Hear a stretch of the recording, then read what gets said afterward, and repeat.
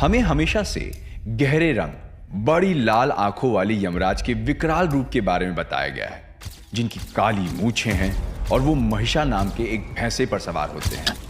उनके इस भयंकर रूप से लोगों को डर लगता है, लेकिन यमराज का ये भयंकर रूप उन्हें जन्म से नहीं मिला था।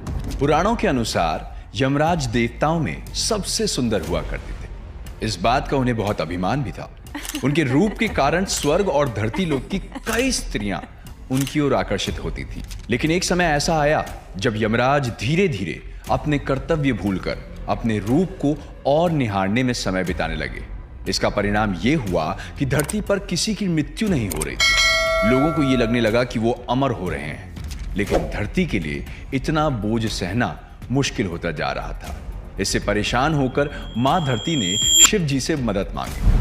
शिव जी ने यमराज को सबक सिखाने का निर्णय किया। उन्होंने यमराज को कैलाश पर्वत पर बुलाया और उन्हें पास ही के एक तालाब में से पानी भरकर लाने को कहा, ताकि शिव जी अपनी प्यास बुझा सके। जब यमराज पानी भरने के लिए तालाब की ओर झुके तो उन्हें उस ठहरे हुए पानी में अपनी परछाई दिखी, जिसे देखकर वो हैरान हो गए।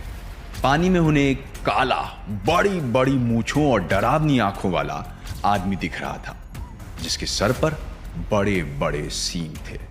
जब उन्हें समझ आया कि ये उनका खुद का ही रूप है तो वो दौड़ते हुए शिव जी के पास पहुंचे, लेकिन तब तक भगवान शिव अपनी तपस्या में लीन हो चुके थे। अपना ये भयानक रूप देखकर यमराज बहुत डर गए और अपनी सुंदरता छिन जाने का दुख मनाते हुए विष्णु जी की आराधना करने लगे।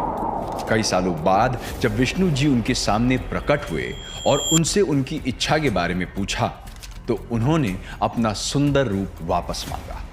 विष्णु जी ने कहा कि वो उन्हें उनका रूप वापस नहीं दे सकते, लेकिन उनके सर पर लगे सींग किसी दूसरे जीव के सर पर लगा सकते हैं और वही जीव यमराज का वाहन बनेगा।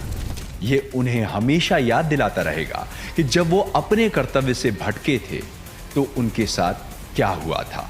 और इसलिए आज भी महिषा नाम के भैंसे पर सवार यमराज को इस भयंकर रूप में ही दर्शाया जाता है।